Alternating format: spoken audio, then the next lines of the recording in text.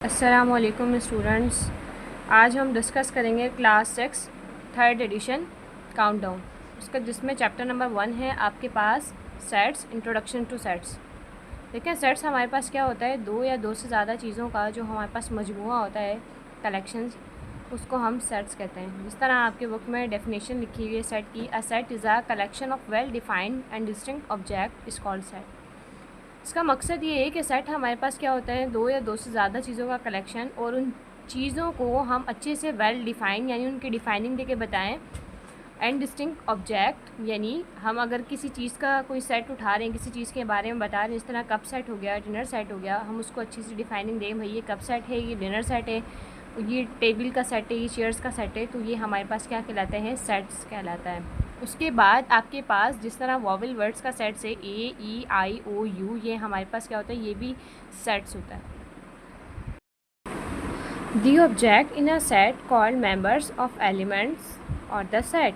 अब आपके पास क्या है, किसी भी सेट के अंदर जो भी आपके पास वैल्यू गिवन होगी ऑब्जेक्ट, वो आपके पास क्या कहलाएगा, मेंबर्स कहलाता है या एलिमेंट्स कहलाता है। Capital letters A, B, C are used to denote sets. All the elements of a set are enclosed within curly brackets and separated by commas. आपका सेट जब भी आप लिखते हैं हमेशा उसको कैपिटल लेटर से डिनोट करवाते हैं, लाइक A, B, C या XYZ। आप यहाँ पे कुछ भी अल्फ़ाबेट यूज़ कर सकते हैं और उसको हम लोग क्या करते हैं, क्लोज़ कर देते हैं सेट को कर्ली ब्रैकेट्स के साथ, और उसके अंदर जो हमारे पास मेंबर्स या एलिमेंट्स गिवन होते हैं हम उसको कॉमा लगा के सेपरेट कर देते हैं।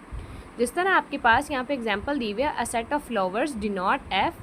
हमारे पास एक फ्लावर्स का सेट है जिसको एफ से डिनोट किया गया है, और देखो यहाँ पे हमारे पास कैपिटल लेटर से एफ लिखा हुआ है, is equal to curly brackets यहाँ पे यूज़ की गई हैं, comma rose, comma lily, comma lotus, और दोबारा हमने क्या कर दिया, इसको क्लोज कर दिया कर्ली ब्रैकेट से। तो ये हमारे पास क्या कहलाता है, सेट कहलाता है। A set of names of 3 boys denoted by B. अब हमारे पास एक सेट है 3 बॉयज़ का, उसको हमने डिनोट किया है सेट बी से। अब सेट बी जो है हमारे पास, उसके अंदर है Hasan, Irfan and Shahid. A set of first 5 letters of the English alphabets denoted by L. जो हमारे पास थर्ड एग्जांपल गिवन है वो लिखा हुआ है कैपिटल एल से, हमने सेट को डिनोट किया है, और उसके अंदर कर्ली ब्रैकेट्स लगा के जो हमारे पास एलिमेंट्स या मेंबर्स गिवन हैं वो हैं ए, बी, सी, डी, ई। हमेशा आपकी जो ये अल्फ़ाबेट्स यूज़ होंगे, वेरिएबल्स यूज़ होंगे, ये स्मॉल यूज़ होंगे। ब्रैकेट के अंदर जो सेट के बाहर वैल्यू होती है वो हमेशा कैपिटल यूज़ होती है, और सेट के अंदर हमेशा स्मॉल यूज़ होती है। The element of a set belong to the set. आपका जो एलिमेंट्स होगा सेट का वो हमेशा किससे बिलोंग करना चाहिए, सेट से बिलोंग करना चाहिए। The element of a set belong to the set, ये कह रहा है हमारे पास कि जो हमारे पास सेट में एलिमेंट्स होंगे वो किससे बिलोंग करने चाहिए, सेट से बिलोंग करने चाहिए। The symbol is belong to is use to denote.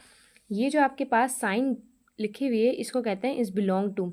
Is use to denote belong to R, is an element of R, is an a member. ये इस चीज़ को जाहिर करती है कि जो आप सेट के अंदर मेंबर्स या एलिमेंट्स लिख रहे हैं वो आपके सेट से ताल्लुक़ रखते हैं या नहीं रखते हैं। जिस तरह एक एग्जांपल आपको ऊपर दी हुई थी फ्लावर्स वाली, उसमें था रोज़। रोज़ किससे बिलोंग कर रहा है, आपके पास सेट एफ से बिलोंग कर रहा है, means rose is an element of set F. Hasan is belong to B. जो आपके पास सेकंड एग्जांपल थी उसमें लिखा हुआ था हसन, तो हसन आपके सेट से बिलोंग कर रहा है, तो आप लिखेंगे कि Hasan is belong to B, means Hasan is an element of set B.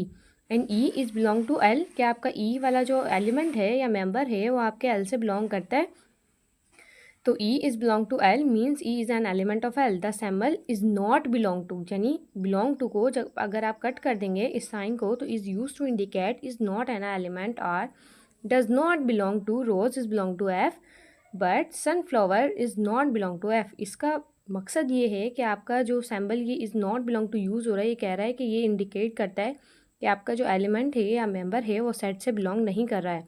जिस तरह आपका Hasan is belong to B, but Hamna is not belong to B. अब देखें आपका जो सेट बी वाला था उसके अंदर हसन बिलोंग कर रहा था, बट हमना वहाँ पे बिलोंग नहीं करती है।